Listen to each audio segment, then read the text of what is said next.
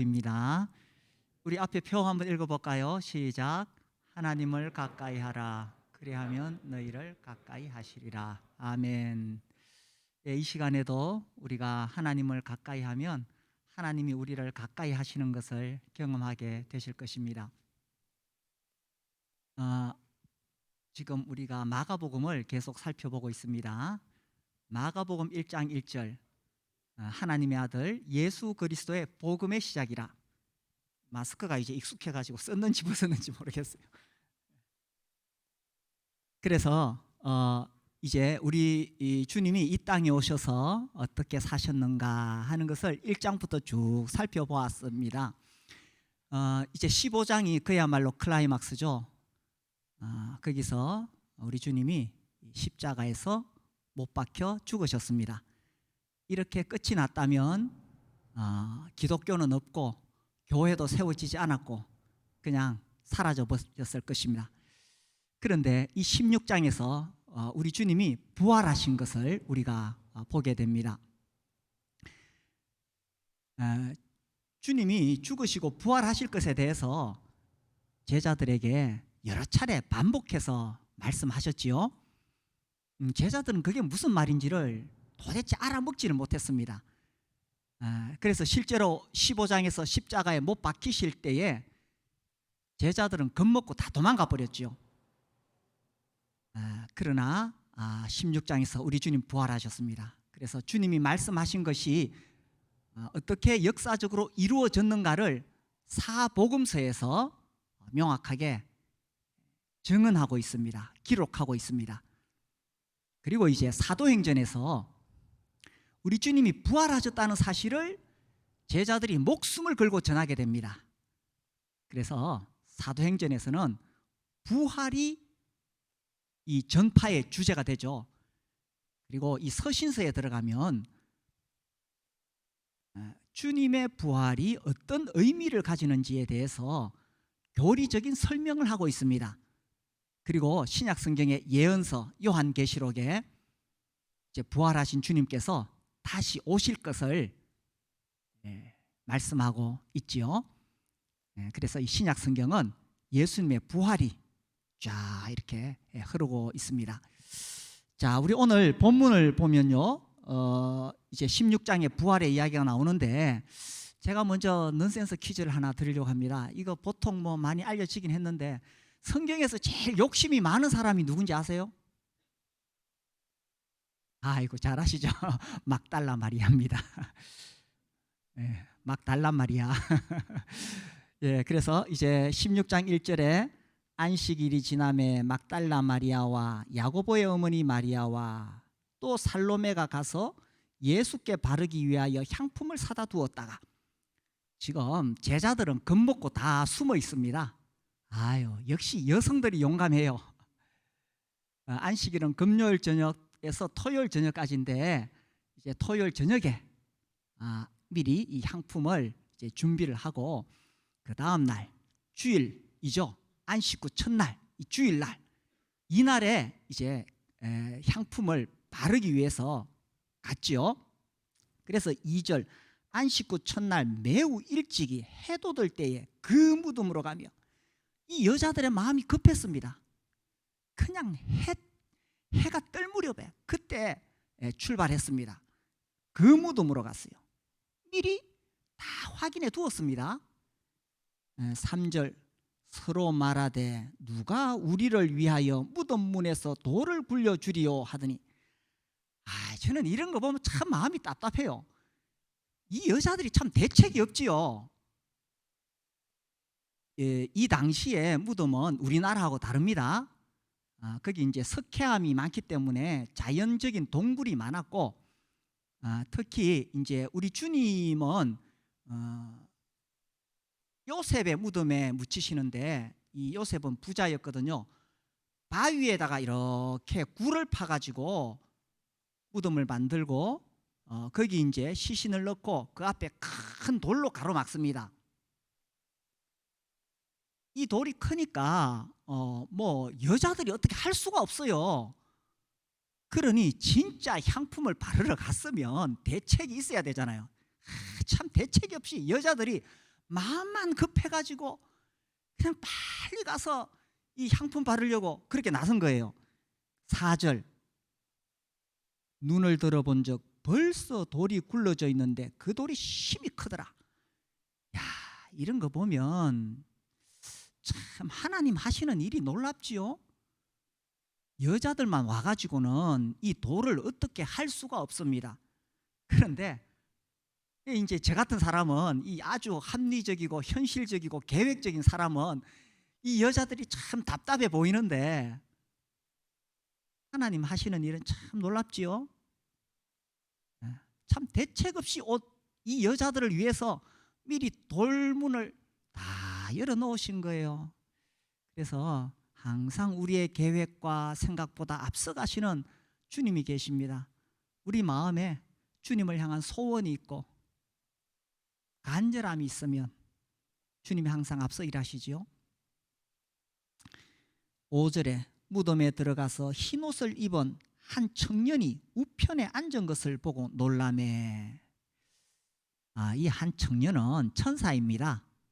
다른 복음서에서도 같이 이렇게 천사라고 나오거든요. 그런데 여기 보니까 한 청년이잖아요. 다른 복음서에는 천사가 둘이었다고 되어 있습니다. 아이고, 이거 안 맞아요. 이것만 아니라 다른 부분에서도 여자들이 어떤 곳에서는 또 2명으로 나오고 안 맞아요. 동틀 때 왔다 그러고 이게 안 맞아요. 그러니까 이게 서로 안 맞는 게 아니냐. 이게 참 묘한 겁니다. 제가 청년 시절에 벌써 오래됐지요. 누가 돌을 옮겼는가 하는 책을 보고 아주 이 감명을 받았는데 지금은 오래돼서 내용은 잘 기억이 안 납니다. 이 책을 쓴 사람이 프랭크 모리슨이라는 영국의 저널리스트예요. 이 사람이 생각해 볼 때에 우리 주님의 마지막 그 10일, 이제 마지막 그 일주일, 그리고 부활하신 데까지 여기에 대해서 사람들이 오해하고 있는 것이 많다. 내가 이 사복음서를 철저히 파헤쳐 가지고 모순을 발견하리라. 이 사람이 저널리스트니까 얼마나 예리하고 날카롭겠어요. 기자들이 그렇잖아요. 그래서 아주 이 사복음서를 놓고 그 예수님이 이제 그 예루살렘에 올라오신 날부터 막 아주 이렇게 파헤쳤는데 그것을 다 정리한 다음에 이분이 딱 마음에 내려진 결정이 그겁니다. 예수님의 죽으심과 부활은 확실한 사실이다.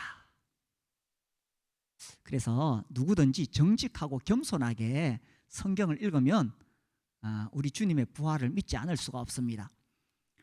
제가 이제 기억나는 게 그거예요. 그 내용 중에 다른 것은 잘 기억이 안 나는데 안 맞는 게 있잖아요. 천사가 한 명이고 시점도 다르고.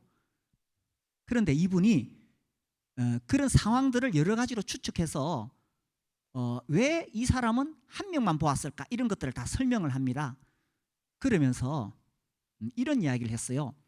만약에 이 부활에 관한 이야기들이 사복음서가 모두가 다 똑같이 탁탁탁탁 나온다면 이것이 오히려 의심스러울 수 있다는 거예요. 미리 이 사람들이, 복음서 기자들이 모여서 입맞추었다는 거예요. 이 부활의 증인들이잖아요. 근데 이 증인들은 그냥 자기가 본 것을 이야기했고 기록했을 뿐입니다. 그러니까 이 증인들이 보는 관점에 따라서, 상황에 따라서 얼마든지 다룰 수가 있다는 거예요. 오히려 이게 다 맞아 떨어지면 법정에서 너희들 사전에 모의했지, 이렇게 나올 수 있다는 이야기입니다. 그게 기억이 나요. 그래서 복음서 읽으시다가 여기는 왜 한 명이고 여기는 2명이지? 오히려 그것이 진실이라는 겁니다. 자, 그래서 이제 무덤에 들어갔는데 6절, 청년이 이르되 놀라지 말라. 너희가 십자가에 못 박히신 나사렛 예수를 찾는구나. 그가 살아나셨고 여기 계시지 아니하니라. 보라, 그를 두었던 곳이니라. 야, 얼마나 놀랐을까요? 십자가에 못 박힌 나사렛 예수 죽었잖아요. 죽은 예수 찾는구나. 죽은 예수 없어. 그가 살아나셨고 여기 계시지 아니하니라. 여기 와서 봐라. 그 시체를 누웠던 곳에 지금 안 계시잖아. 그가 살아나셨고 얼마나 놀라운 선언입니까? 우리 주님이 대제사장 앞에서 신문을 받으실 때에 이렇게 묻지요. 네가 찬송 받으실 이의 아들 그리스도냐? 그때 주님이 내가 그니라. 인자가 권능자의 우편에 앉은 것과 하늘 구름을 타고 오는 것을 너희가 보리라. 그때만 해도 우리 주님의 그 말씀은 이건 그냥 그야말로 완전히 그냥 허황된 이야기지요. 그 말을 듣고 대제사장이 옷을 찢고 신성모독이라 하며 사형에 해당하다고 그래서 재판을 받아서 십자가를 못 박잖아요. 그래서 빌라도가 묻습니다. 네가 유대인 왕이냐? 그래 주님이 그래 네가 말했다. 아니 왕이라고 하시더니만 이건 채찍질 맞으시고 그냥 침뱉음을 당하시고 머리에 가시관을 쓰시고 온갖 희롱과 모욕을 받는데 왕이라고 하시는데 진짜 왕이 맞느냐 하는 겁니다. 그리고 십자가에 못 박혔을 때 사람들이 놀렸지요. 저가 남은 구원하였으되 자기는 구원할 수 없도다. 아니 그 십자가에 못 박히신 예수가 진짜 구원자가 맞느냐 하는 겁니다. 진짜 구원자라면 그 십자가에 못 박혀서 그렇게 허무하게 죽을 수가 없잖아요. 백부장이 주님이 숨을 거두시는 것을 보고는 그는 진실로 하나님의 아들이었도다. 이게 앞뒤가 안 맞는 거예요. 하나님 아들이 어떻게 죽을 수가 있습니까? 하나님 아들이 죽으면 안 되지요. 그는 하나님이 죽었다면 하나님 아들이 아닌 거예요. 그래서 15장까지 보면 예수가 어떤 분이신지 잘 모릅니다. 그런데 16장에서 우리 주님이 부활하심으로 말미암아 그분이 참으로 왕이셨다는 사실, 그분이 참으로 구원자였다는 사실, 그분이 참으로 하나님의 아들이었다는 사실이 명백하게 드러나게 된 것입니다. 우리 로마서 1장을 한번 볼까요? 로마서 1장 4절입니다. 우리 같이 한번 읽어볼까요? 1장 4절. 성결의 영으로는 죽은 자들 가운데서 부활하사 능력으로 하나님의 아들로 선포되셨으니 곧 우리 주 예수 그리스도시니라. 주님이 부활하심으로 이분이 진짜 하나님의 아들이 맞구나 하는 것이 만천하에 선포가 되었다는 사실입니다. 교회는요, 예수님이 어떤 분이신가를 전하는 곳입니다. 성경은 예수님이 어떤 분이신가를 전하는 것이 성경입니다. 교회를 10년을 다니고 20년을 다녀도 예수님이 어떤 분이신지 그 예수님을 인격적으로 만나지 못했다면 아직 교회를 모르는 겁니다. 기독교를 모르는 겁니다. 아직 성경을 모르는 겁니다. 요한복음 5장 39절, 너희가 성경에서 영생을 얻는 줄 생각하고 성경을 연구하거니와 이 성경이 곧 내게 대하여 증언하는 것이다. 주님이 그렇게 말씀하셨습니다. 그래서 성경은 예수님에 대한 이야기입니다. 그래서 이 성경이 이제 내가 성경을 공부하겠다, 성경에서 무슨 심오한 철학을 찾고 무슨 깊은 사상을 발견하고 이 종교적 교리를 공부할 수 있습니다. 그렇게 해서 기독교라는 어떤 종교를 알 수는 있겠지요. 그러나 예수님을 인격적으로 만나지 못했다면 아직 성경을 모르는 겁니다. 왜? 성경은 예수님에 대하여 증언하는 책이기 때문이지요. 이게 이제 다른 종교하고 다르다고 제가 자주 말씀드리지요. 다른 종교, 불교나 이런 종교는 그 창시자의 가르침이 중요합니다. 그 창시자가 무엇을 가르쳤는가, 그의 사상, 그의 철학이 중요하지요. 물론 예수님의 가르침이 중요합니다만은 더 중요한 것은 뭐냐? 예수 그리스도 그분이 누구냐가 더 중요합니다. 왜? 성경은 예수님에 대해서 말씀하고 있기 때문에. 그런데 사람들이 성경을 그렇게 연구하고 하면서도 왜 예수님을 못 만났느냐? 이게 자기가 죄인인 줄을 몰라서 그런 거예요. 그러니 자기가 높은 자리에 앉아서 성경을 분석하고 성경을 위에서 내려다 보면서 연구하니 예수님을 만날 수가 없는 거지요. 죄인인 우리에게 필요한 것은 어떤 사상 철학이 아닙니다. 죄인인 나에게 필요한 것은 구원자가 필요하다는 거예요. 그 구원자가 누구냐? 바로 예수 그리스도시지요. 그래서 우리가 이제 예수님이 어떤 분이신가를 그분의 부활을 통해서 드디어 깨닫게 되었습니다. 그분은 참으로 왕이시지요. 우리 고장난 인생, 나는 내가 주인이 되어서 내 인생 마음대로 살 수 있다고 생각하지만 살아보셨잖아요. 인생이 내 마음대로 안 됩니다. 정말 내 인생을 다스려 주시고 내 인생을 인도하실 왕이 필요합니다. 그분이 예수님이시죠. 그리고 우리 죄인이잖아요. 죄인인 우리에게 나를 이 죄에서 건져주실 구원자가 필요합니다. 우리 주님이 십자가에서 피 흘리심으로 내 죄를 다 씻어주시고 또 이제 내 안에 오셔서 이 죄를 이길 수 있는 힘을 주시지요. 그리고 우리 인간이요, 다 잘난 척하고 큰 소리 치지만 막상 죽음 앞에 가봐요. 병원에 가서 아이고 암이네요, 6개월 남았습니다. 그 순간 모든 것이 다 무너집니다. 죽음 앞에 어쩔 수 없는 한계 상황에 있는 인간에게 영원한 생명을 주실 수 있는 분이 하나님 아들 예수 그리스도시죠. 그래서 왕이시며 구원자이시며 하나님 아들이신 그분을 우리는 주님이라고 부릅니다. 주님이 무슨 뜻입니까? 주인님, 나의 구세주, 주님이라고 우리는 부릅니다. 우리 가운데 아직도 예수 그리스도를 나의 주인으로 모시지 못한 분이 계시다면 이분을, 예수님을 모시게 되기를 바랍니다. 이분을 인격적으로 모시는 거예요. 내가 어떤 기독교의 사상을 이해하는 게 아닙니다. 성경의 어떤 내용을 내가 이해하는 거, 이게 아닙니다. 제가 대학 다닐 때 이 선교 단체에 있는 친구들, CCC나 내비게이터 있는 친구들 만나면은 묻는 질문이 그래요. 너는 언제 예수 그리스도를 인격적으로 만났니? 그 선교 단체 친구들이 다 그래 묻더라고요. 그게 무슨 말입니까? 네가 성경의 구원론을 어떻게 이해했니?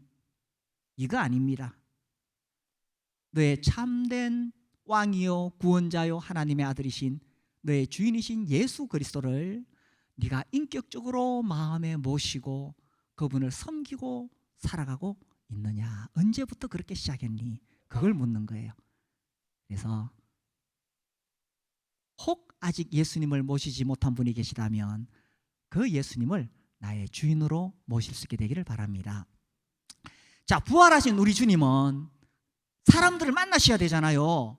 그래서 본인이 부활하셨다는 것을 이제 보여주셔야 되잖아요. 그 예수님을 따르던 사람들이 얼마나 낙심하고 슬퍼했겠습니까? 죽음 앞에서는 그냥 끝인 거예요. 죽음 앞에 모두 주저앉아 있고 두려워서 떨고 있을 때에 우리 주님이 누구를 제일 먼저 만나 주셨어요? 야, 이거 흥미롭지 않습니까? 그렇죠. 부활하신 주님이 가장 먼저 만나 주신 사람, 굉장히 의미가 깊지 않을까요? 무슨 대단한 사람을 만났어야 되지 않을까요? 그가 누굽니까? 9절에 나옵니다. 자, 9절 같이 읽어볼까요? 시작. 예수께서 안식 후 첫날 이른 아침에 살아나신 후 전에 7 귀신을 쫓아내어 주신 막달라 마리아에게 먼저 보이시니, 누구를 제일 먼저 만나 주셨느냐? 막달라 마리아입니다. 그래서 저는 오래전에 이 성경 읽으면서 먼저에다가 동그라미를 딱 쳐놨거든요. 이 굉장히 의미 있잖아요. 처음 만나 주셨으니까. 그래서 찾아봤어요. 왜 수많은 사람들 중에 막달라 마리아를 가장 먼저 만나셨을까? 먼저 여기 딱 9절에 보니까 이 여인은 어떤 여인이었습니까? 과거에 7 귀신 들린 여자였습니다. 야, 귀신 들린 인생은 얼마나 비참합니까? 거기다가 7 귀신 들렸으니 이 여자는 얼마나 사는 것도 힘들고 죽지도 못하고 귀신이 그 영혼을 계속 공포 속에 집어넣고 몸도 다 망가졌겠지요. 더구나 이 여자로서 제대로 정상적인 사회생활도 할 수 없습니다. 완전히 파괴된 인생. 죽고 싶어도 귀신이 죽도록 내버려 두지 않습니다. 사는 것은 너무 힘듭니다. 이렇게 비참한 인생 살고 있던 그 정말 불쌍한 막달라 마리아에게 주님이 오셔서 귀신을 쫓아내 주셨는 거예요. 얼마나 고맙고 감사하겠어요. 그래서 막달라 마리아는 그때부터 주님을 섬기기 시작했습니다. 누가복음 8장을 볼까요? 여기 보니까 귀신 들린 여자들이 많이 있었습니다. 누가복음 8장 2절, 또한 악귀를 쫓아내심과 병고침을 받은 어떤 여자들, 곧 7 귀신이 나간 자 막달라인이라 하는 마리아와 3절에 헤롯의 청지기 구사의 아내 요한나와 수산나와 다른 여러 여자가 함께하여 자기들의 소유로 그들을 섬기더라. 병들었던 여자, 귀신 들렸던 여자들이 고침을 받고 너무 감사해서 주님을 섬겼습니다. 은혜를 아는 사람들이었습니다. 주님이 부활하신 후에 가장 먼저 만나 주신 사람들은 은혜를 아는 사람. 그 중에서도 가장 먼저 만났던 여인은 막달라 마리아. 여기 보니까 막달라 마리아 이름이 가장 먼저 나오지요. 가장 먼저 나옵니다. 이 여인은 정말 자기 인생을 구원해 주신 그 주님이 너무 고맙고 감사해서 다른 여자들과 함께 섬겼는데 제일 먼저 나옵니다. 다시 우리가 마가복음 돌아가 볼까요? 여기 보면은 이 15장에 주님이 십자가에 못 박히시는 그 자리에도 함께 했습니다. 40절, 15장 40절, 멀리서 바라보는 여자들도 있었는데 그 중에 막달라 마리아와 또 작은 야고보와 요새의 어머니 마리아와 또 살로메가 있었으니, 그래서 마지막에 십자가에서 못 박히시는 그 장면까지 따라갔던 여자들입니다. 그 중에서도 막달라 마리아가 가장 이름이 먼저 언급됩니다. 이것은 그녀가 주도적이었다는 거죠. 그리고 무덤을 확인합니다. 47절에 막달라 마리아와 요새의 어머니가 마리아가 예수 둔 곳 무덤을 확인하고 갔습니다. 여기서도 막달라 마리아가 먼저 나오죠. 그 다음에 16장에 우리가 1절 읽었습니다. 막달라 마리아 이름이 가장 먼저 나옵니다. 다른 여자들도 주님의 은혜를 입었지만 특별히 막달라 마리아는 7 귀신 들렸다가 살아났기 때문에 어느 누구보다 더 주님을 사모하고 사랑하고 섬기기를 원했습니다. 은혜를 아는 여자였습니다. 주님이 그것을 보시고 끝까지 따라오고, 이제 마지막에 이제 요한복음 20장에 잘 나와요. 베드로와 요한은 빈 무덤 보고 그냥 돌아가는데 막달라 마리아는 무덤 앞에서 울고 있었어요. 그래서 주님이 막달라 마리아를 가장 먼저 만나 주셨습니다. 은혜를 아는 여자. 여기서 우리가 또 자기에게 질문해 볼까요? 나는 주님으로부터 받은 은혜를 아는 사람인가? 우리가 주님으로부터 받은 은혜가 얼마나 크고 놀랍습니까? 나는 그거 알고 있는가? 십자가 구원의 은혜, 이 십자가 구원의 은혜를 모른다면 아무리 교회를 10년, 20년 다녀도 아직 신앙에 한 걸음도 앞으로 내딛지 않은 것입니다. 신앙이라는 것은 십자가 구원의 은혜를 아는 데서부터 시작하거든요. 십자가 구원의 은혜가 뭡니까? 나 같은 죄인, 막달라 마리아, 7 귀신 들린 나 같은 여자, 자기가 어떠한 죄인인지를 아는 데서 시작하지요. 제가 이 처음에 복음을 전하면은 뭐 사람들 다 자기가 죄인이라고 인정합니다. 아이고, 살면서 죄 안 짓는 사람이 어디 있습니까? 그런데 진짜 자기가 죄인이라는 것을 얼마나 아느냐? 진짜 십자가 은혜 깨닫기 전에는 모릅니다. 지난 월요일에 이제 우리 교회 손님이 오셔서 제가 이제 쭉 이야기를 하다가 교제하다가 그분이, 그 형제님이 이런 이야기를 하더라고요. 우리 이 모임에 있는 어떤 그 청년이 미국에 갔습니다. 가서 이제 교회를 다니는데 그 교회 목사님이 만날 때마다 그 청년에게 너 죄인이다 그런 거예요. 뭐 다 죄인이죠. 그 다음에 덧붙인 말이 너 유영철보다 나쁜 죄인이야. 그래 뭐 처음에 뭐 그러려니 했어요. 그런데 이 청년이 교회 갈 때마다 그 목사님이 너 유영철보다 나쁜 죄인이야. 굉장히 기분이 나쁜 거예요. 자꾸 들으니까. 유영철 진짜 나쁜 일 많이 했잖아요. 제가 그래가지고 오늘 설교 준비하면서 어제 이제 검색을 해봤습니다. 유영철. 야, 하여튼 한 2년 동안에 20명을 연쇄살인을 했는데 아주 잔인하게 죽이고 막 사체를 훼손하고. 제가 그걸 보면서 내가 왜 이걸 읽고 있지? 이런 생각이 들더라고요. 진짜 잔인해요. 진짜 전형적인 사이코패스죠. 근데 이 청년이 갈 때마다 그 소리를 들으면서 어느 날 딱 비침이 왔어요. 하나님 앞에 딱 서 있는 자기 모습이 유영철보다 더 나쁜 죄인인 거야. 그때 십자가 구원의 은혜가 깨달아지는 겁니다. 내가 어떤 죄인인지를 모르는 사람은 아무리 십자가 보혈의 능력, 구원의 은혜 이야기해도 그냥 그러려니 그럽니다. 그런데 내가 진짜 악한 죄인, 지옥 불못에 떨어질 그런 죄인이라는 사실을 알 때 그때 십자가 은혜가 깨달아지는 거예요. 이런 나 같은 죄인을 위해서 우리 주님이 어떤 일을 하셨는가? 왕이신 그분이 피조물들에게 온갖 희롱과 모욕을 당하시고 침뱉음을 당하시고 채찍질 당하시고 머리에 가시관 쓰셨어요. 구원자이신 그분이 사람들이 밑에서 희롱할 때에 그 십자가에서 그 희롱과 모욕을 다 받으셨어요. 하나님의 아들이신 그분이 죽음을 맛보셔야 했던 것입니다. 내가 어떤 죄인인지 알게 될 때에 이 십자가 구원의 은혜가 절실히 깨달아지게 되죠. 막달라 마리아는 자기가 어떤 인생을 살고 있었는지, 예수 만나기 전에 얼마나 비참한 인생이었는지 알고 있었기 때문에,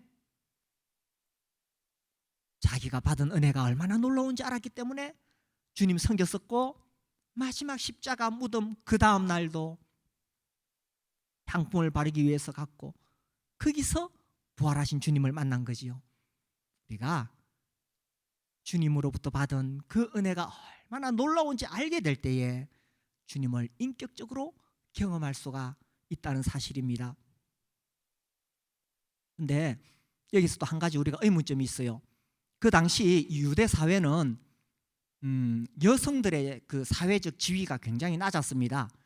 심지어 이 법정에서 여성들의 그 증언은 효력이 없다, 이 정도로 낮았어요.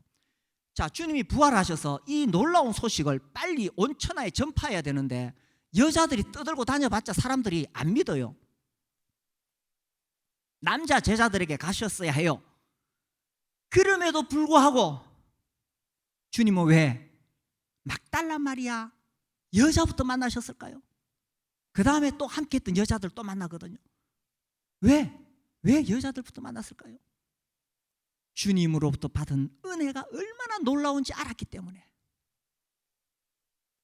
그래서 내가 주님으로부터 받은 그 은혜가 얼마나 놀라운지 알게 될 때에 우리가 삶 속에서 끝없이 주님을 인격적으로 만나고 경험할 수가 있다는 사실입니다. 주님으로부터 받은 은혜를 우리가 잘 기억하고, 우리도 막달라 마리아처럼 정말 끝까지 주님 쫓아가고 사모하고 그렇게 따를 수 있게 되기를 바랍니다. 자, 이렇게 주님의 은혜를 알았던 마리아를 우리 주님이 부활하신 후에 만나 주셨는데, 주님의 은혜를 저버리고 도망간 제자들은 어떻게 할까요? 우리 주님은 그래도 그런 사람들도 만나 주신다는 것입니다. 우리 7절 한번 볼까요? 16장 7절 우리 같이 한번 읽어보겠습니다. 1절 시작. 가서 그의 제자들과 베드로에게 이르기를 예수께서 너희보다 먼저 갈릴리로 가시나니 전에 너희에게 말씀하신 대로 너희가 거기서 배우리라 하라 하시니라. 제자들, 우리 주님이 붙잡혀 가실 때에 무서워서 다 도망갔습니다. 자기 살겠다고 다 도망갔던 제자들이지요. 그 3년이 넘도록 주님이 제자들과 함께 하시면서 얼마나 많은 은혜와 사랑을 받았어요. 우리 주님이 얼마나 놀라우신 분이신지 얼마나 많이 경험했습니까? 그런데 막상 위험에 처하자 다 도망갔습니다. 진짜 의리가 없지요. 뿐만 아니라 주님이 살아나셨다는 이야기를 듣고도 제자들은 도무지 믿지를 않았습니다. 자, 11절 보십시다. 11절에 그들은 예수께서 살아나셨다는 것과 마리아에게 보이셨다는 것을 듣고도 믿지 아니하니라. 13절 두 사람이 가서 남은 제자들에게 알리었으되 역시 믿지 아니하니라. 아이고, 사실 믿을 수가 없습니다. 아니, 죽은 사람이 어떻게 살아날 수 있겠어요? 믿을 수 없습니다. 아니, 그래도 다른 사람은 못 믿더라도 제자들은 좀 믿어야 안 됩니까? 우리 주님이 얼마나 놀라우신 분이신지 다 봤고, 아니 정말 믿고 싶어 했지 않았겠습니까? 그 놀라우신 주님이 살아나셨기를 이 마음으로라도 믿고 싶어 했지 않겠습니까? 그런데 믿지 않았어요. 왜? 이렇게 마음이 굳어지고 완악해서, 지금 겁먹어 가지고 자기도 무슨 붙잡혀 가서 뭐 손해볼까봐 겁먹어 가지고 이렇게 의리 없고 주님으로부터 그렇게 많은 은혜를 받았지만 그 은혜를 저버린 이런 제자들도 주님이 만나 주신다는 것입니다. 이런 사람도 주님이 만나 주십니다. 그리고 우리가 7절에 보니까 제자들과 그 다음에 누가 또 나옵니까? 베드로. 아니 굳이 제자들이라고 하면 됐지 왜 제자들과 베드로라고 그 이름을 굳이 이렇게 언급했을까요?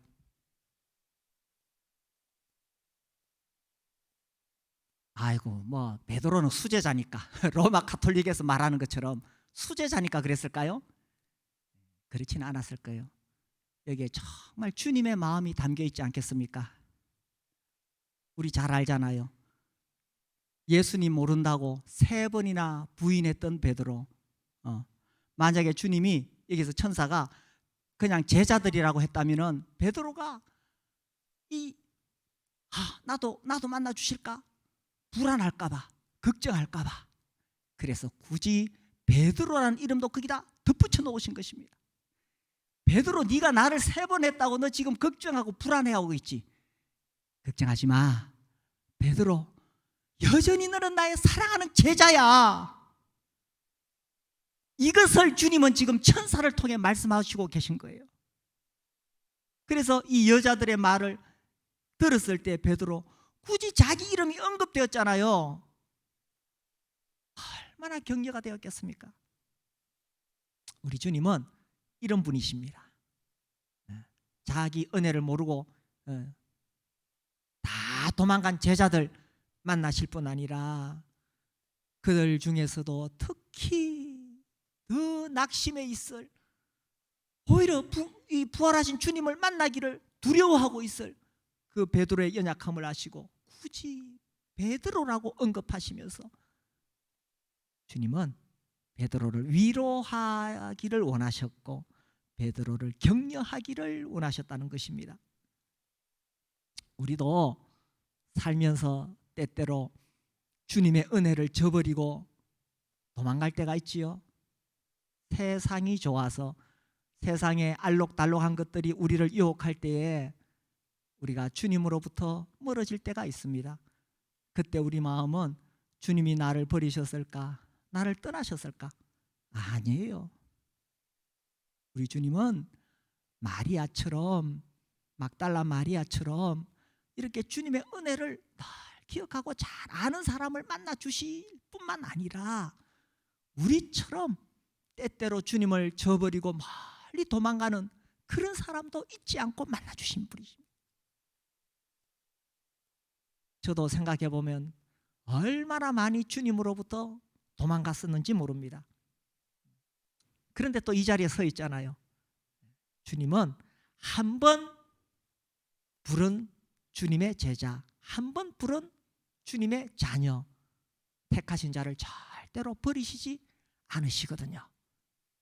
그래서 혹 우리 가운데 지금 주님으로부터 마음이 멀어져 있는 분이 계신다면 두려워하지 마시고 주님께로 나오시기 바랍니다.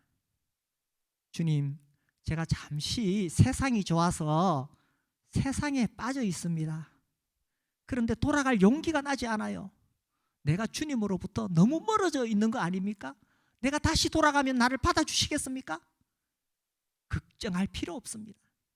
아니, 3번 공개적으로 부인한 베드로도 만나주시잖아요. 그래서 자꾸 미루지 말고 이 시간 주님께 나오시기 바랍니다. 있는 모습 그대로, 주님, 나 지금 참 초라합니다. 나도 모르게 십자가 은혜 저버리고 자꾸 세상에 빠져 있는데 주님 참 부끄럽습니다.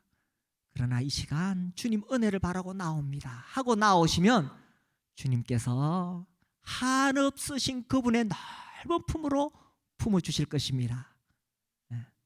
그가 살아나셨고, 얼마나 멋진 선언입니까? 그가 살아나셨고 여기 계시지 아니하시니라. 그가 살아나셨고, 그분이 살아나심으로 예수 그리스도께서 어떤 분이신지를 명백하게 보여주셨습니다. 그분은 참으로 왕이십니다. 우리를 강압적으로 지배하시려는 왕이 아니시라, 스스로 채찍질 받으시며 모든 고난을 받으시면서 자발적인 순종을 기다리시는 그분은 왕이십니다. 그분이 우리의 삶을 다스리실 때에 우리의 삶이 요동치지 않고 흔들리지 않고 불안하지 않고 안정될 것입니다. 그분 우리의 구원자이십니다. 이제 더 이상 내가 지은 죄 때문에 지옥 갈 걱정 하나도 안 하셔도 됩니다. 십자가의 보혈로 우리의 모든 죄를 다 씻어주셨기 때문에 지옥 갈 걱정 하나도 할 필요 없습니다. 이제는 우리가 천국 소망을 가지고 살아갈 수가 있지요. 그분 하나님 아들이십니다. 죽음 앞에 모든 인간은 좌절할 수밖에 없고 굴복할 수밖에 없지만 사망 권세를 깨뜨리시고 부활하심으로 하나님의 아들로 선포되셨습니다. 우리는 그분을 주님이라고 부릅니다. 그 주님 말씀하시기를 수고하고 무거운 짐진 자들아 다 내게로 오라. 내가 너희를 쉬게 하리라. 이 주님을 나의 주인으로 모셔드리지 않겠습니까? 그리고 그분을 섬기고 사랑하고 또 예수 부활하셨다고 전하면서 그렇게 살지 않으시겠습니까? 이것이 우리의 삶의 목적이 되기를 바랍니다. 기도하겠습니다.